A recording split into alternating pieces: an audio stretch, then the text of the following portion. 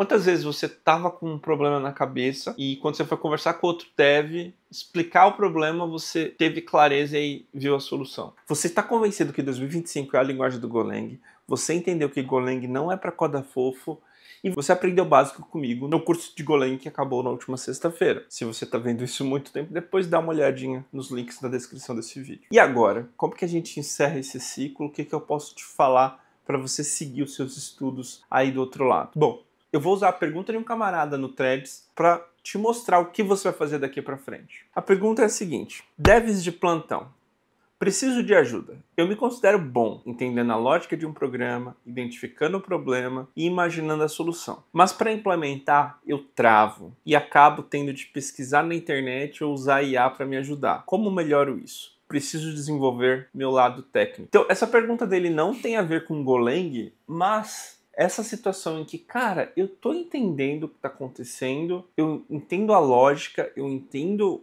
né, a linguagem, eu sei algumas soluções. Essa situação é muito provavelmente a situação que você se encontra nesse momento, porque você tem uma habilidade muito boa com uma outra linguagem, se você veio de uma outra linguagem, e encara o Golang e fala, caraca, eu tô entendendo, mas ao mesmo tempo eu não tô entendendo. Eu quero ler algumas respostas, que são respostas de fato muito boas, e eu vou comentando em cima delas. Só a prática vai te destravar, mas é bom saber que é relativamente comum a gente procurar por segunda opinião, seja colega, fórum ou uma IA.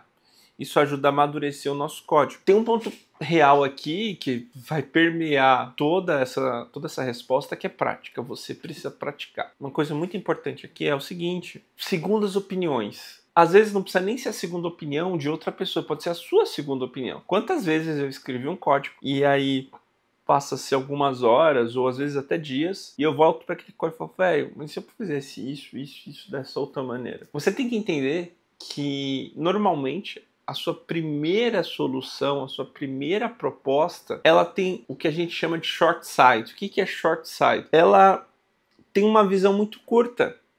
É por isso que a gente refatora, é por isso que o código tem que estar em eterna evolução. Então, nunca confie na sua primeira proposta, nunca confie na sua primeira ideia. Questione, vá atrás de outras alternativas, veja se existem possíveis bugs que você está inserindo. E aí, usar a IA para conversar com ela e ela te dar ideias e ela explorar a sua proposta, eu não vejo como problema. Eu vejo como problema você usar a IA para te dar a solução e você mindless pegar aquela solução e reproduzir. Mas se você tem uma proposta de ideia e fala, olha só, ChatGPT, o que você entende sobre isso? Eu já fiz isso, tá? Quanto ao algoritmo. Foi inclusive assim que eu descobri que uma solução de um teste que eu tinha feito, que eu achei que tinha sido bom, eu tinha usado o algoritmo menos performático. A IA conseguiu dizer, olha, você podia ter usado esse algoritmo teria sido melhor. Mas o ponto não é você pegar a solução, o ponto é você discutir com a IA, trocar ideia para desenvolver as ideias na tua cabeça, para ganhar mais clareza. Vocês têm que entender é que conversas trazem clareza. É por isso que tem gente viciada em reunião.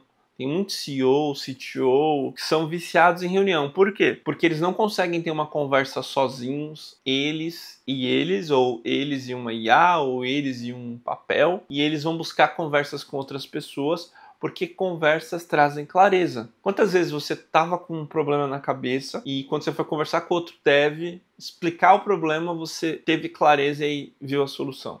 É por causa disso. Então, usa a IA para conversar, para ser o seu pato. Isso não é ruim. Agora, você que está estudando, ir lá e buscar cada solução no ChatGPT e só copiar a solução e tacar no seu código, aí você está delegando o aprendizado para o ChatGPT e não para você, entendeu? E não está evoluindo. Olha, tem uma resposta aqui muito boa também. Interrompendo o vídeo aqui para te pedir aquele comentário do engajamento. Síndrome do impostor aqui não. Então, velho, isso aqui é porque você não está nutrindo o seu leque de problemas. Você precisa pegar as techs que você usa no seu dia a dia e criar problemas para você resolver.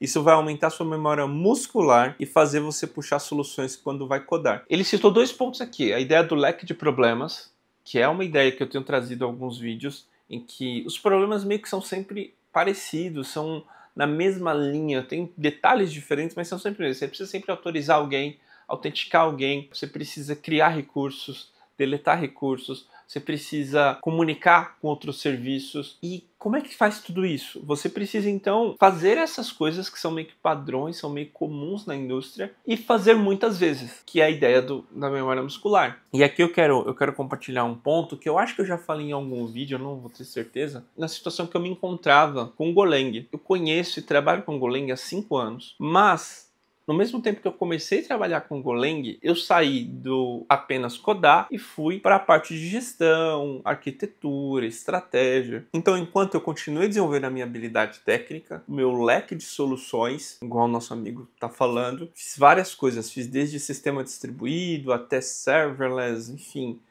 orientação em eventos, serviços com queues, enfim. Enquanto eu estava nutrindo meu leque de soluções, eu não estava praticando, porque eu passava muito pouco tempo codando. Eu estava a todo momento conversando sobre código, eu estava a todo momento vendo, revisando o código, mas eu não tinha memória muscular de codar. Eu estava bem próximo a esse nosso amigo, só que eu não estava travado em o que fazer, mas dava um branco quando eu olhava o VS Code vazio e como é que eu começo? O projeto mesmo, que eu tenho várias lives rodando, quando você pega as primeiras lives, você vê que eu tava travadão, velho. É muito engraçado. Eu vou voltar para umas live streams de código e vocês vão ver.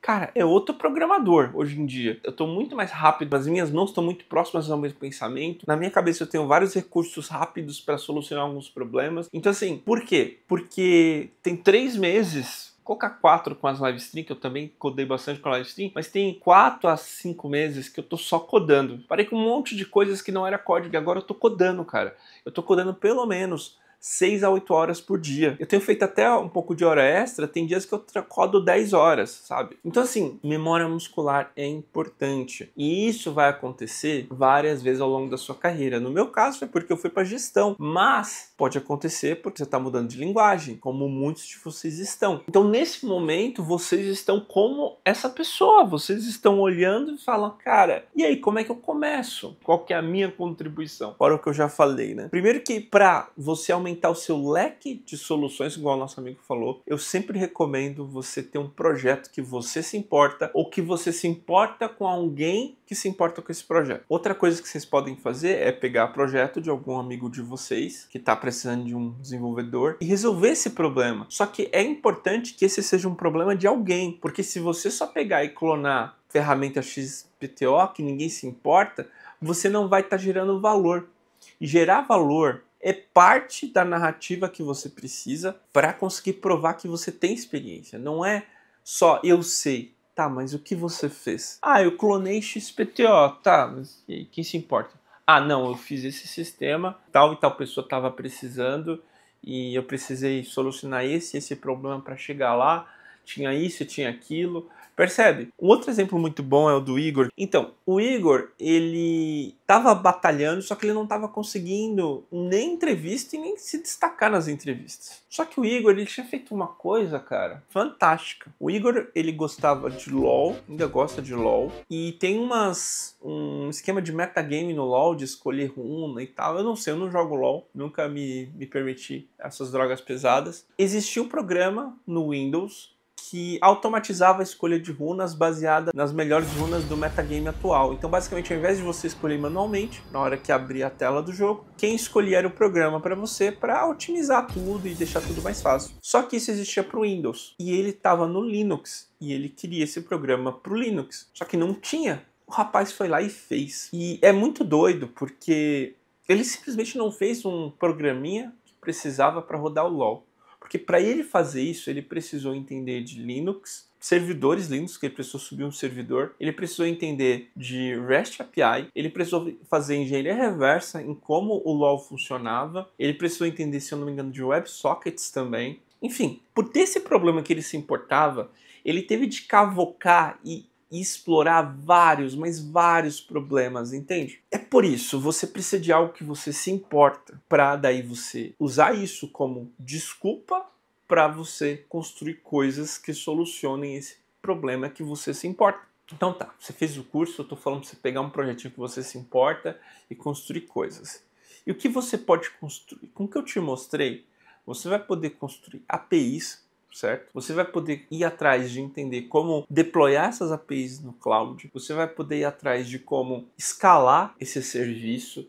Enfim, você tem ali um arcabouço, você tem um start point muito bom. Você vai ter que buscar como conectar com o banco de dados, como modelar dados. Eu espero que esse vídeo tenha te dado uma direção do que você vai fazer com o conhecimento que você tem agora.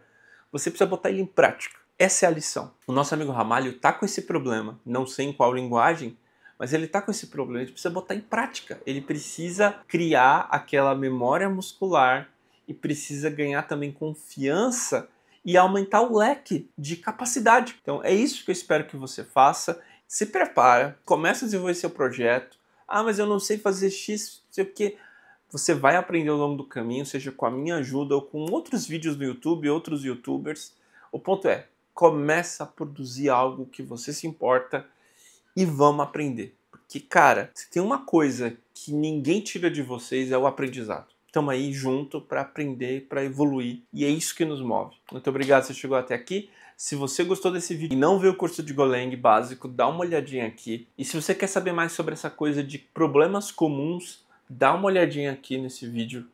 Um dos primeiraços que eu fiz aqui, porque eu falo sobre isso, eu explico mais em detalhes sobre essa ideia de problemas comuns. Muito obrigado e tchau!